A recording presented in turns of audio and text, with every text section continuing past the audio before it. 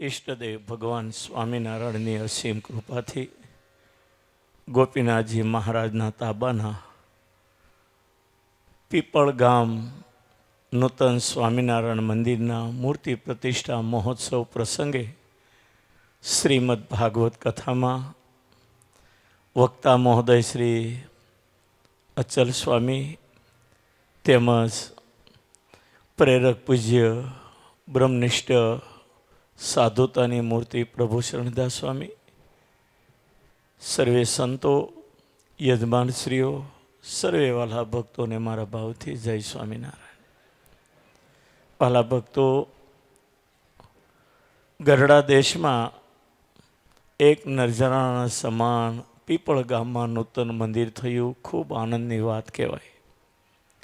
ગામમાં થોડા ઘર સત્સંગીના હતા. તો ઘણી વખત આ ગામમાં આવી ગયેલો, પણ મંદિર નહોતું. રમેશભાઈ કળથિયા એમને ત્યાં હું ઘણીવાર આવતો. હમણાં વર્ષથી બાબુભાઈ એ પણ અવારનવાર મારી પાસે કુબેરનગર આવે છે. બીજા પણ ઘણા હરિભક્તો મારા હિતવાળા. આ ગામમાં મંદિરની જરૂર હતી. પ્રભુ સ્વામીએ ખૂબ દયા કરી. ભીમજીભાઈ પીપળવાળા કહેવાય, એમણે સૌ આગળ પડતો આમાં લાભ લીધો. ખરેખર એમને ધન્યવાદ છે. પ્રભુ સ્વામી બહુ સાધુતાની મૂર્તિ છે.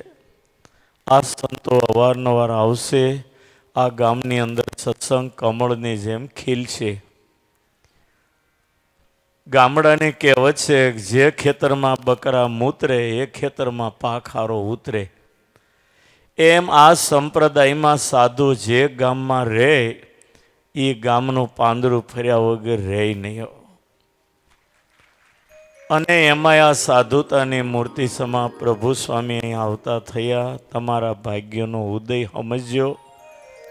તમામ હરિભક્તોને મારી ભલામણ કે રોજ એકવાર મંદિરે આવજો. પ્રતિષ્ઠા થાય એટલે ભગવાનનો કાયમ તમારા ગામમાં વાસ થશે. સારા ભાવથી સેવા કરજો. ભગવાન આવ્યા એટલે અવારનવાર સંતો પણ હવે આવશે. અને કાયમ સંતોનો સમાગમ રાખજો. સંતોના સમાગમ સિવાય ભગવાન ઓળખાતા નથી. ભગવાન ઓળખાયા સિવાય મુક્તિ મળતી નથી. માટે 100 વાતની એક વાત, સાધુની સાથે જીવ જોડી રાખજો.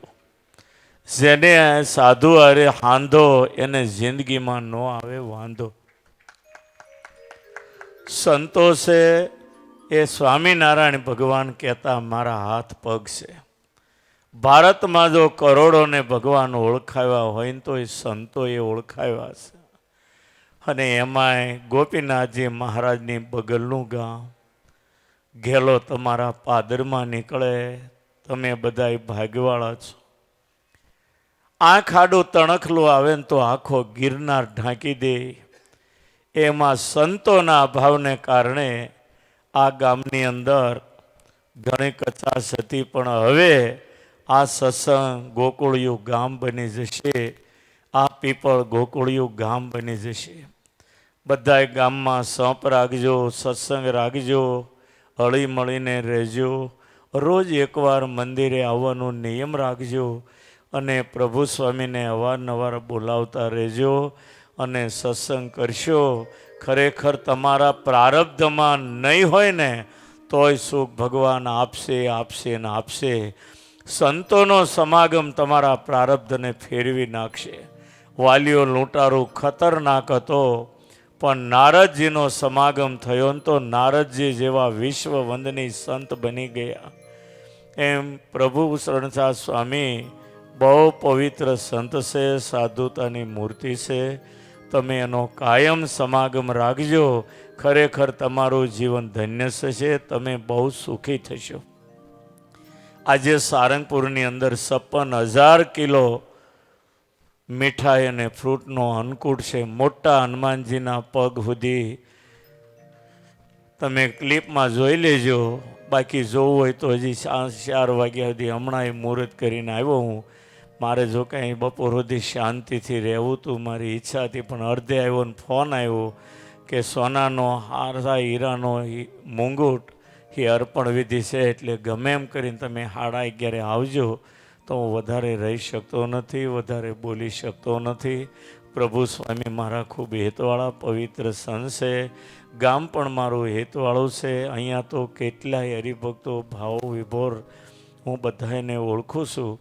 માટે તમને બધાને મારી ભલામણ સમયના અભાવને કારણે હું જલ્દી નીકળું છું. ફરીવાર પાછા ભગવાન લાવશે ત્યારે આવશું. સ્વામિનારાયણ ભગવાન અને સારંગપુરમાં બિરાજતા કષ્ટભંજન દેવ આ પીપળ ગામના સત્સંગને ઘર ઘરની અંદર જાગૃતિ લાવે ને ખૂબ સત્સંગ હિલોળે ચડે અને સર્વે હરિભક્તોને ભગવાન બહુ સુખી કરે, બહુ સુખી કરે.